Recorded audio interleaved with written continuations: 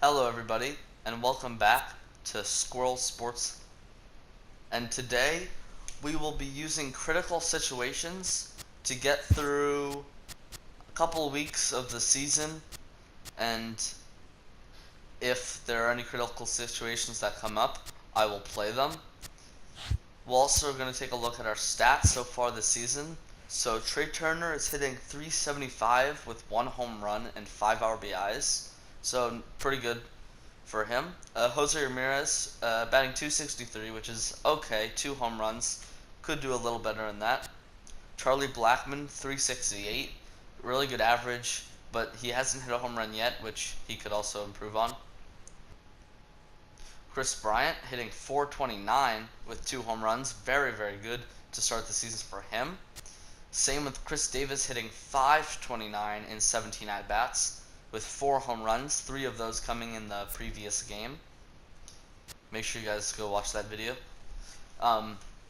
Eric Thames hitting .176, so not great. Only 1 home run so far. Could definitely improve. Austin Barnes hitting .375 with 1 home run, so good start to the season for him. Brandon Phillips hitting 1,000 but with only 2 at-bats.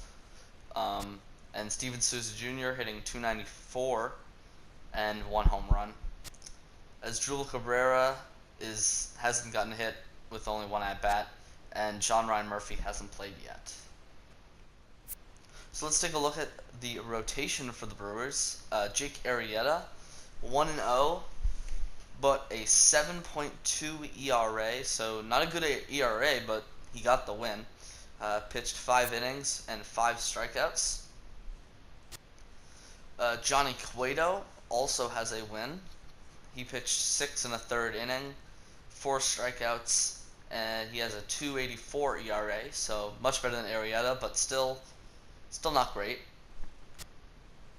Danny Duffy with a 9 ERA did not get the win, which would not be surprising. Only 4 strikeouts, 5 innings pitched. Eichhoff has 1 win and hasn't given up a run yet through 7 innings. Also got 7 strikeouts in that one game, which is really good, and a .29 whip, which is fantastic. And Mike Minor has not pitched yet, so no stats for him.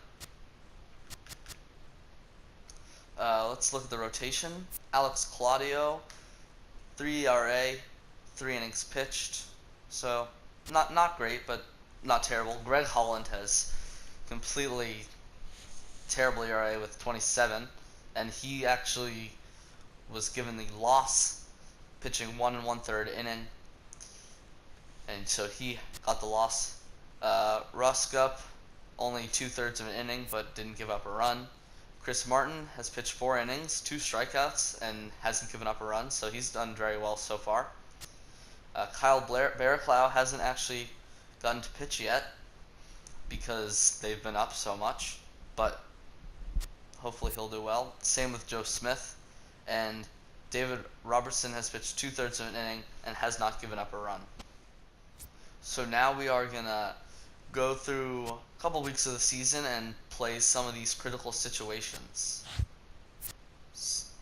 Oh, and actually, let's take a look at the standings first. Pirates are leading the National League Central with a 4-0 record.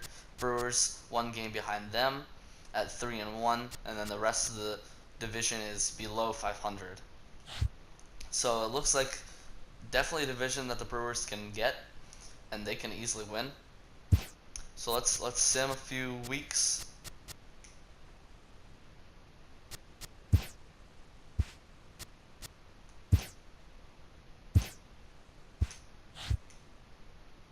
So here we go, player lock milestone.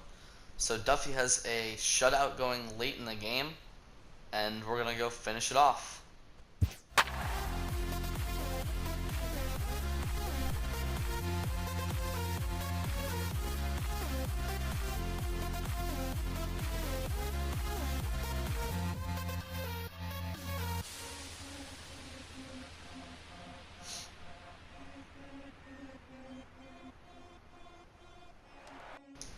So when I recorded this episode, I was actually doing a live commentary, but during the game portion, I'm going to have to do post commentary because the announcers were talking over my commentary. So next episode, I'm going to make sure to turn off the announcers so that I can just do a live commentary. But for the game portions of this episode, I'm going to have to do a post commentary. So Danny Duffy is on the mound in the top of the 8th. The Brewers are up by 3, and he throws a ball in the dirt, which allows runners to advance. Now runners on second and third, still 2 outs. Matt Chapman at the dish as Danny Duffy throws a fastball inside, but it hits Matt Chapman to load the bases here in the top of the 8th, which gives the Cubs a great chance to score some runs off the Brewers. Counsell is going to be out of the dugout to take out Danny Duffy and put in Joe Smith to come in and try to end this inning, only needing 1 out. As the Cubs bring in Rob Brantley, as Joe Smith takes the mound to try to get the Brewers out of this inning. Starts with a sinker low. Now 1-0 count. Now a fastball high, which misses. Now a 2-0 count, and the sinker is fouled off by Brantley to make it 2-1 count with the slider inside. That will not be a strike, as the ump is really making this strike zone small for Smith as he misses. Ball 4, walks in a runner. That is the worst thing he could have done. Actually, that's not true. He could have given up a grand slam, but that will be in there for strike 1 with the sinker.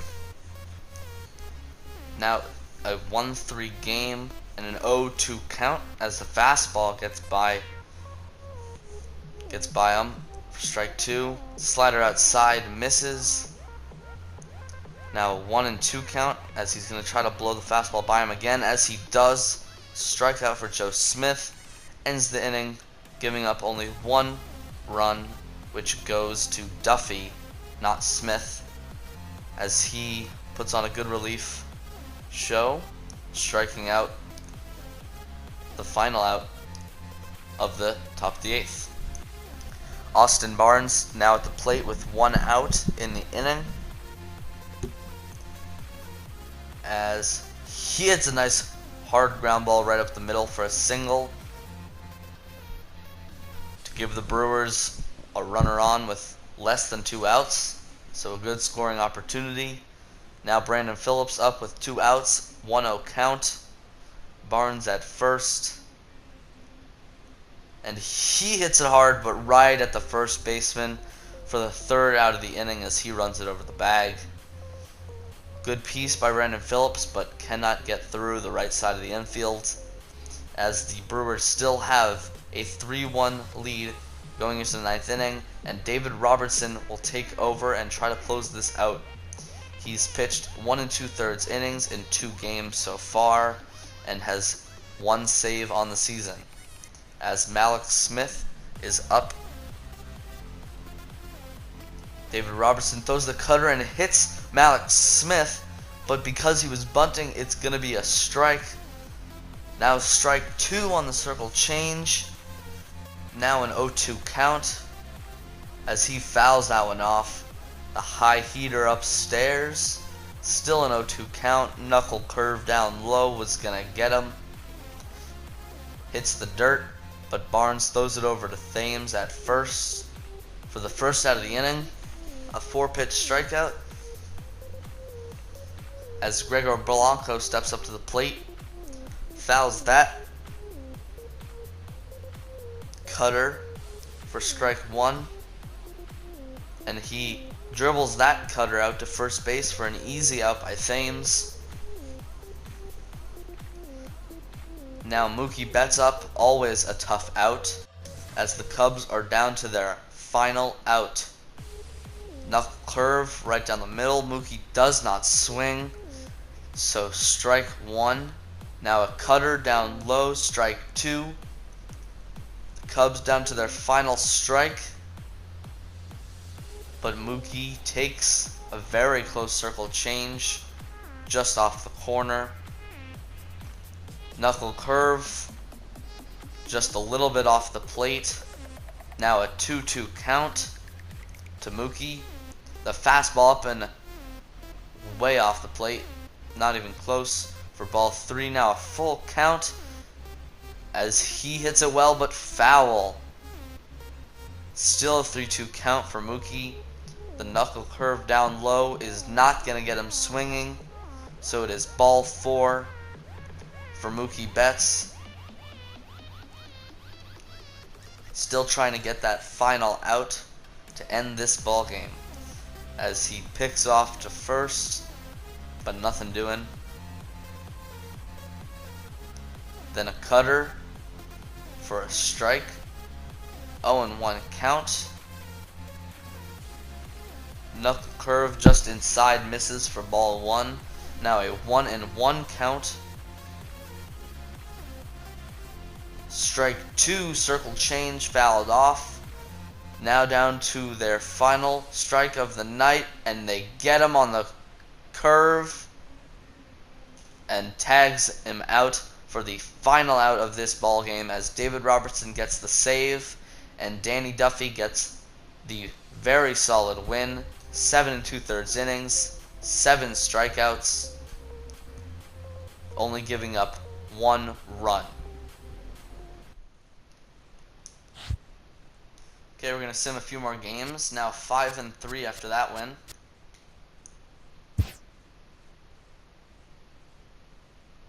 Mike Minor sustained an injury during today's game. Oh, only a few days, so we'll let them deal with that. Blackman has 2 home runs. Let's make it 3. Top 9, tied 10-10. High scoring game. So let's go ahead and play this game. So Charlie Blackman at the plate with already 2 home runs. We're trying to make it 3 here. A 10-10 ball game in the top of the 9th. As he takes the curveball low for ball 1.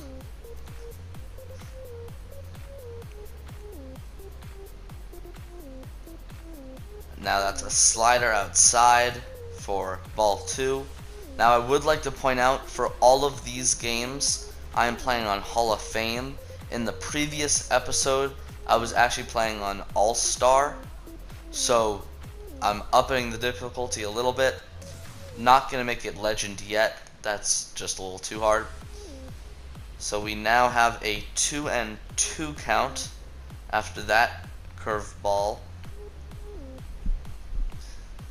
As we're now probably not looking for that home run, just a base hit, but he pops it up to the catcher for out number 1 of this inning, as that's not great for Charlie Blackman. He cannot get his 3rd home run. Now still playing as Charlie Blackman now in center field with runners on 1st and 2nd, 2 outs in the bottom of the 9th. We're up 11-10, and Charlie Blackman backs up, is under it, makes the catch, and the ball game is over as the Brewers win 11-10 in a high-scoring affair against the Cardinals. Take the 1-run victory. Okay, we're going to sim 1 more week, and let's see how many games we get. We're actually going to just sim through this series as well. Mike Minor is back from his injury. Adrian Mota, that's a AA entry, so we don't really care about that. Here we go. Eichhoff has a shutout going late in this game. Finish off. I'm actually going to sim this one because we're already up 5-0. As he continues that shutout and wins 5-0. Arrieta has a shutout going late in the game. Finish it off. I'm actually going to sim this one as well, as he keeps the shutout as well, and the Brewers win 1-0.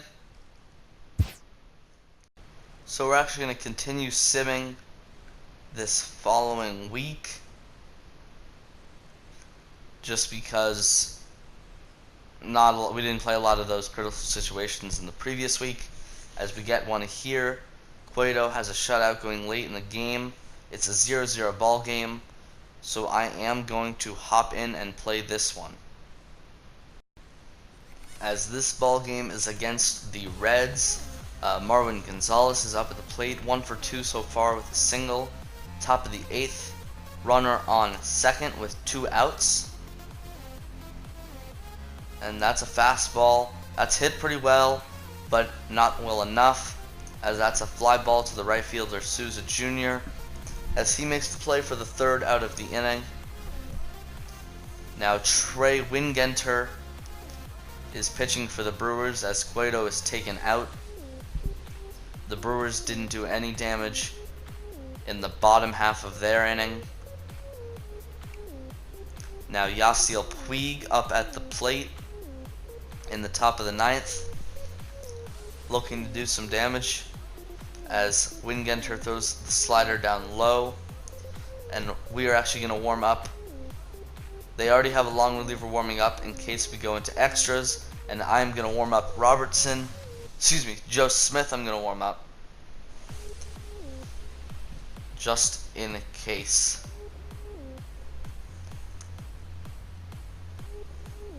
As it's now a 1-1 count. Now a 2-1 count after the fastball inside. Now a 3-1 after the slider. So Yasiel Puig is having a good at-bat so far. Fastball right over the heart of the plate, but Yasiel Puig cannot get a piece of it, as he will ground out to Chris Bryant at 3rd. A nice throw across the diamond for the 1st out of the inning. Now Jonathan Lucroy, the Reds catcher, up at the plate, looking to do some damage, and he swings at a fastball up in the zone and cannot connect, as he hits a slider pretty well, but it is not well enough, as Souza catches it in right for the 2nd out of the inning. Now Brian Goodwin up. Circle change down and away for ball 1, as Goodwin is trying to extend this inning for the Reds. Now a fastball inside for a ball. 2-0 count to Goodwin. Now a 3-0 count, as the circle change isn't in there for a strike, as the slider right in the middle of the zone for a strike. And now Eric Thames in foul territory will make the catch just next to the fence for the 3rd out of the inning. Now Brian Price out of the dugout to make a pitching change, and actually a double move, as Kuda Glover comes in for relief. He's pitched 9 1/3 innings with a sub-1 ERA, so he's doing very well this season so far. Now Chris Bryant, who is also doing very well this season, is up, as he hits a line drive through the shift. That could be a double, but the center fielder cuts it off, so it is only a single, but is a great one-pitch start for the Brewers in this bottom of the inning. Now Chris Davis up, looking to just get the runner over to give someone a chance to walk it off. The fastball outside, ball 1.